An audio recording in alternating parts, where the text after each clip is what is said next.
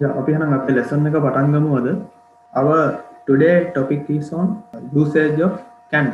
අද අපේ topic එක වෙන්නේ මේ can භාවිතා කරන ආකාරය. screen එකේ දාලා තියෙනවා. can කියලා ගත්තහම ඔයාලට මතක් වෙන සිංහල තේරුම මොකක්ද?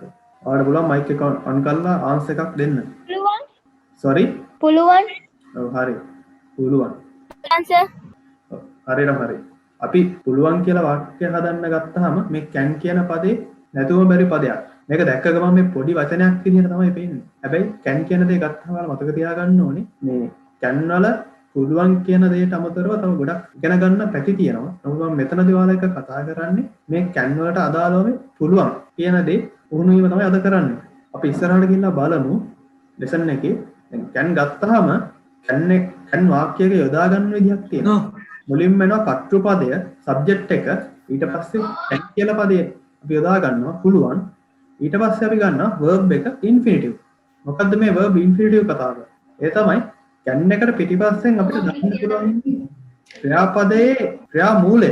ඒ කියන්නේ ක්‍රියාපදයක් ඉපදෙනකොට තියෙන ස්වරූපය. අපිට ගොඩක් ආසාවට පුළුවන් කියලා හිතලා නිකන් මේ ක්‍රියාපදයට ing එකක් ed එකක් මේක irregular past verbs ගන්නවා. එහෙම ඒවා දාන්න බෑ අපිට. අපිට දාන්න පුළුවන් ඉන්නේ ක්‍රියාපදයේ ක්‍රියා මූලය. අපි මොකද්ද කියලා කතා බලමු ඉස්සරහට ගිහිල්ලා.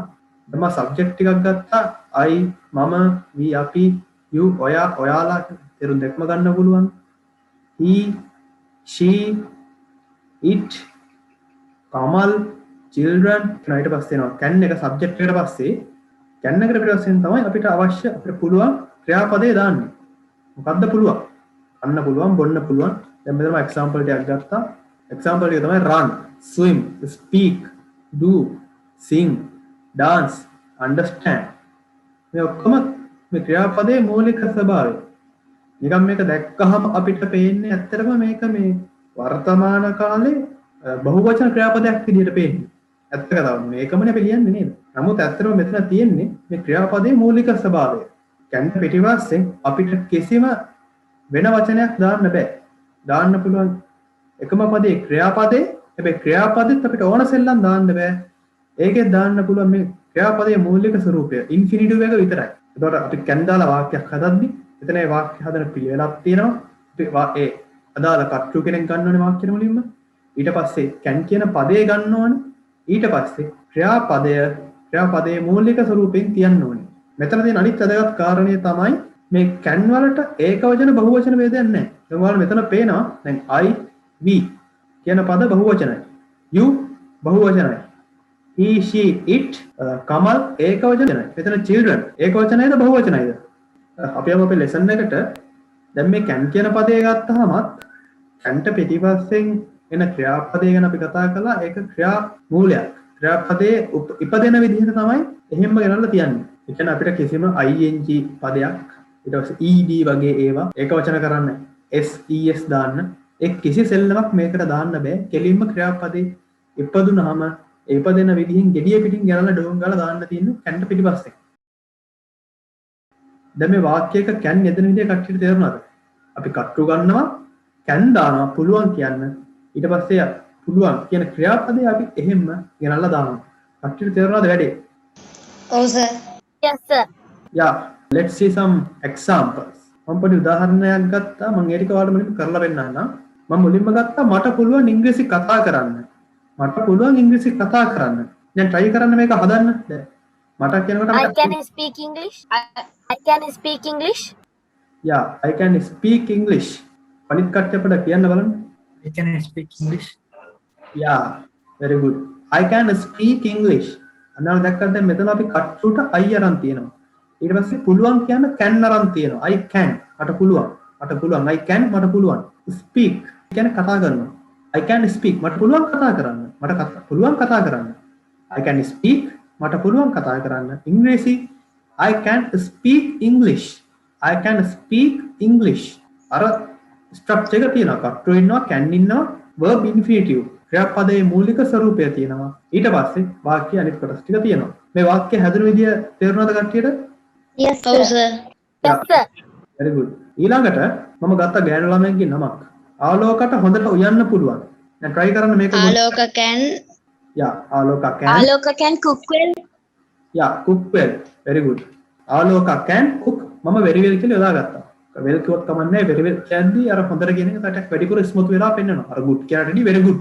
හරි ආලෝකා can cook very well. එහෙම නැත්නම් ආලෝකා can cook well. ආලෝකා can cook well. දැන් මෙතනත් අර ෆෝමැට් එකකටම තියෙනවා. කට්ටු ඉන්න ආලෝකා. දැන් මේ කට්ටු කියන්නේ අපි ඉගෙන ගත්ත මේ I U we it කියන පද වගේම අපිට මිනිස්සුන්ගේ නම් යොදා ගන්නත් පුළුවන්.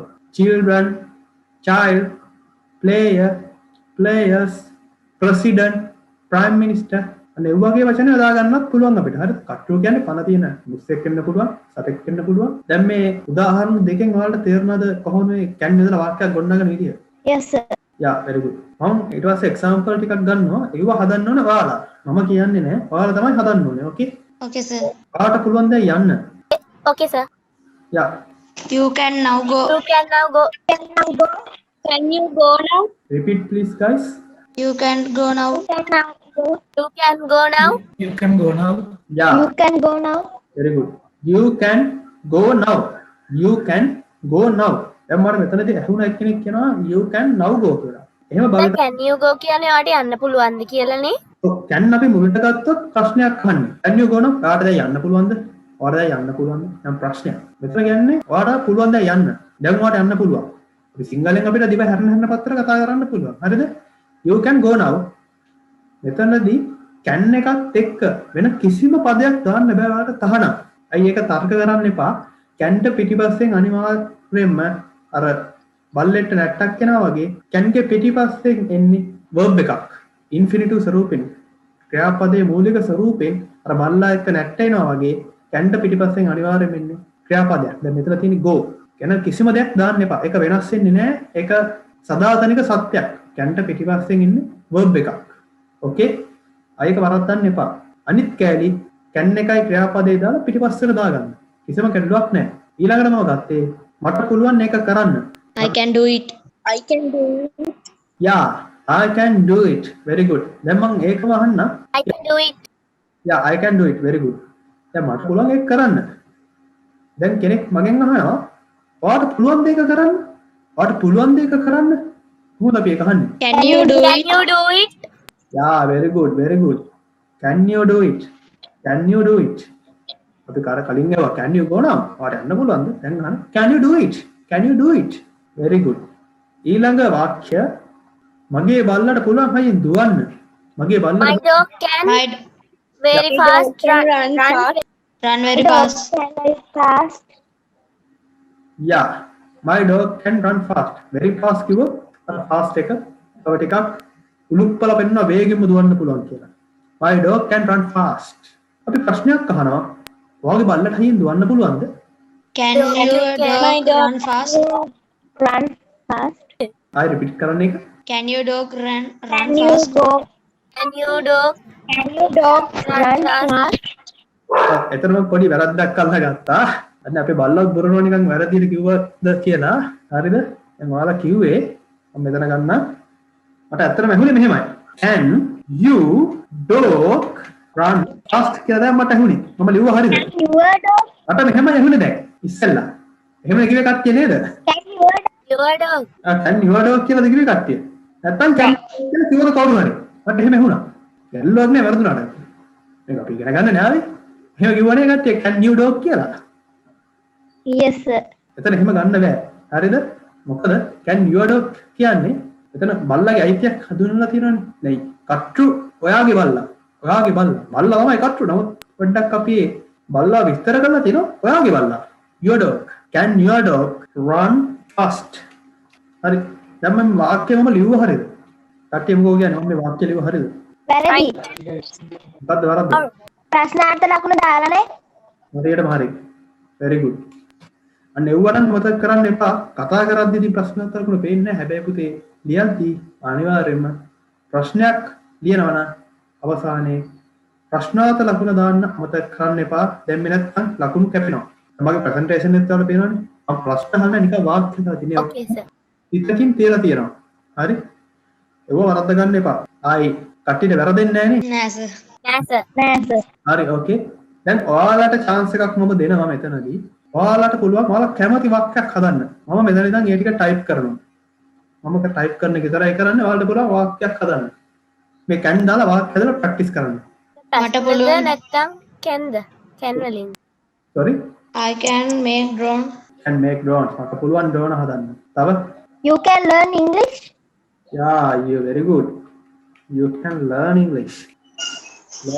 English මම ලියුවා හරියද sir M නෙමේ දැන් හරියද මොකද කියන කට්ටිය වාක්‍ය හරියද right sir මම කියන වැරදි කියලා මොකද්ද I ඉංග්‍රීසි කියන්නේ භාෂාවක නමක් අනිවාර්යයෙන්ම කැපිටල් E එන්න ඕනේ අක්කේ ඒක ඇල්ලුන්නේ නැහැ නේද නෑ sir you can learn English අපි වාක්‍යයක නමක් මුල මැද අග කියලා නෑ කොතන යොදාගත්තත් අනිවාර්යයෙන්ම කැපිටල් අකුරකින් ඕනේ ඉංග්‍රීසි සිංහල හැමින් හරි ඒ වගේ නමක් පටන් ගන්නවා නම් වාක්‍ය මැද මුල නම් කොහොමවත් අනිවාර්යයෙන්ම කැපිටල් මැද හරි අන්තිමට හරි අනිවාර්යයෙන්ම මුල අකුර කැපිටල් වලින් පටන් ගන්න හරිද ඒක තමයි මම අහුවා වැරද්ද අර M අකුර මට ටයිපින් මිස්ටේක් එකක් මම අහුවා වැරද්ද ඒක ඒවා අනිවාර්යයෙන්ම ඔළුවේ තියාගන්න නැත්තම් පේපර් වලදී ලකුණු කැපෙනවා වාක්‍යයක් හදන්න බලන්න කැන් දාලා කට්ටිය ප්‍රශ්නත් අහන්නේ අතරේ can you eat this eat eat this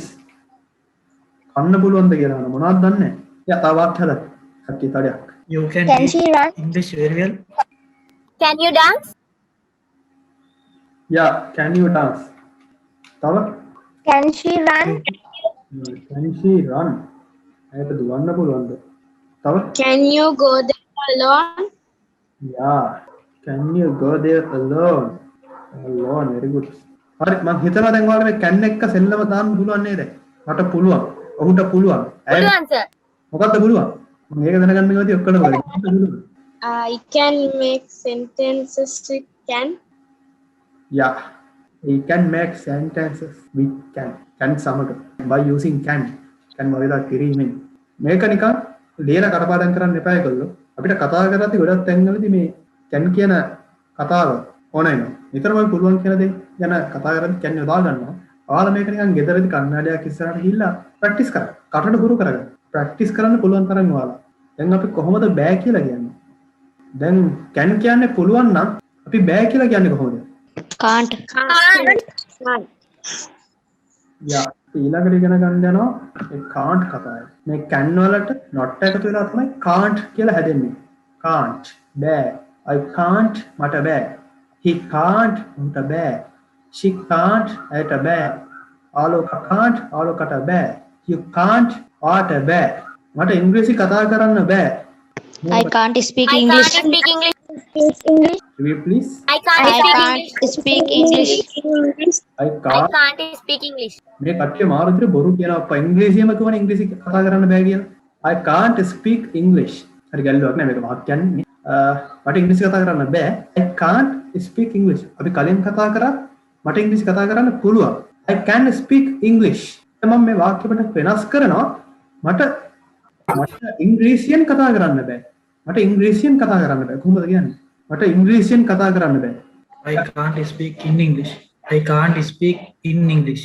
yeah very good you are correct දැන් අපි I can't speak English කිව්වම මට ඉංග්‍රීසි කතා කරන්න බෑ in අනිවාර්යයෙන්ම මෙතන in දාන්න ඕනේ in ඉංග්‍රීසියෙන් yen අන්නන්නක් කරන අපිට ඒවා sir SPEAK නේද යද්දි SPEAK නේද ඔව් sir.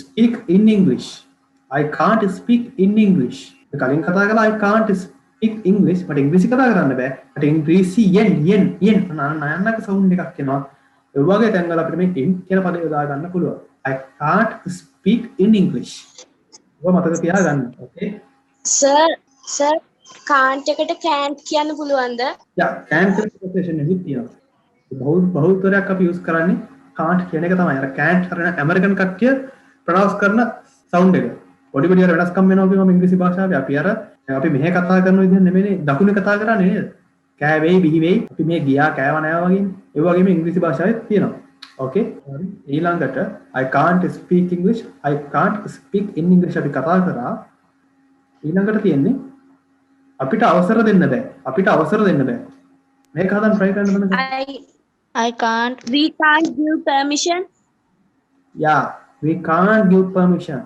it can't give permission හරියටම හරි it can't give permission දැන් මේ can't දාලා දැන් ඔයාලගේ වාක්‍ය ටිකක් හදන්න බලන්න කට්ටිය එකතු වෙලා Can't Sir, I she can't understand you.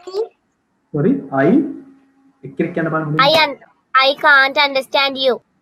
I can't understand you I can't help you. understand you I can't swim in the swim. I can't dance. yeah I can dance I can't be patient.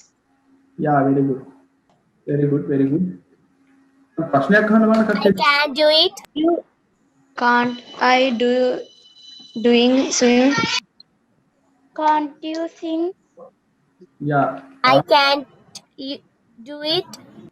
You can't go out without a mask. yeah very good yeah, excellent can't you එකක් dance එකම එක දාන්න I can't do it. so She can change my mind.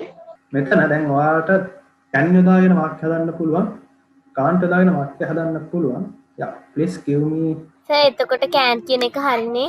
හරි වරදන්නේ කිසිම වරදක් නැහැ okay මම මෙතනදී ඔයාලට පොඩි අලුත් දෙයක් කියලා දෙනවා හරි මේක හොඳින් අල්ල ගන්න පොඩි try එකක් දෙන්න you can't go now මොකද්ද මම මේ කිව්වේ යන්න බෑ. යා ඔයාට දැන් යන්න බෑ මම දැන් මේක කියන පොඩ්ඩක් වෙනස් විදිහකට මම දැන් මේක වඩා වෙනස් විදිහකට කියනවා you cannot go now ඔයාට දැන් යන්න බෑ. ඔව් මේ What යන්න බෑ. වාක්‍ය දෙක එකක්ද Sir, cannot කියන එක ලේසියෙන් මේ කියන්නේ කෙටි යෙදුමක් විදියට can't කියලා තියෙන. ඔව් අපි cannot කියන එක කෙටි කරලා දාන්නේ can't කියන්නේ හරිද අපි දැන් ගොඩක් ස්පෝකන් ලියද්දී ස්පෝකන් වලදී ගොඩක් තැන් වලදී can't කියලා තමයි කතා කරන්නේ ඒ විතර cannot කියන එකේ පොඩි තේරුමේ වෙනසක් එනවා you can't go now ඔයාට දැන් යන්න බෑ කවුරු හරි කිව්වොත් you cannot go now උඹට දැන් යන්න බෑ පොඩ්ඩක් තදට කියන අවධාරණය කරලා කියනවා කියන්නේ තදින් කියනවා කියන්නේ අන්න ඒ වගේ අදහසක් අපිට මේ you cannot go now කියලා ගන්න පුළුවන් හැබැයි මේක ගොඩාක් භාවිතා වෙන්නේ නැහැ. සමහර ඔයාලට සමහර තැන්වලදී කට්ටිය කියන්න පුළුවන්. can't you not cannot use කරන්න පුළුවන්. දැන් මෙතන මේ මම මේක කිව්වේ ඔයාලා සමහර විට පොත්පත් කියවද්දි සමහරට දකින්න ඉඩ තියෙනවා. අන්න එතකොට මීනින් එක පොඩ්ඩක් ගන්න. කතා කරද්දි මේ can't කියන එක use කරන්න. හැබැයි දැන් අපි can එක can't එක කතා කළා කට්ටියට ඒක ගැටලු තියෙනවද එතන? ඔයාලට No sir. මොන්දේ can දාලා can't No, sir. දැන් ඔයාලම නිකන් ලියලා මම දන්නවා ඉස්කෝලේත් මේ ඉගෙන ගන්නවා ඒක වගේ 13 වසර වෙනකන් ඉගෙන ගන්නවා අපිත් ඉගෙන ගත්තා ඊට පස්සේ ටියුෂන් ක්ලාස් වලත් ඉගෙන ගන්නවා කොච්චර ඉගෙන ගත්තත් ඔයාලා ඒක පාවිච්චි කරලා කතා කරන්න try කරන්නේ නැත්නම් ඔයාලට අමතක වෙනවා ඒ නිසා අනිවාර්යයෙන්ම පොඩි වාක්‍ය නිකන් ගෙදරදී කියව කියන්නේ සමහරවිට පිස්සු කියලා හිතයි යම් දවසක් යද්දී ඔයාලට නිකන් බස කරලා සුද්දෙක් වගේ කතා කරගන්න පුළුවන් නේ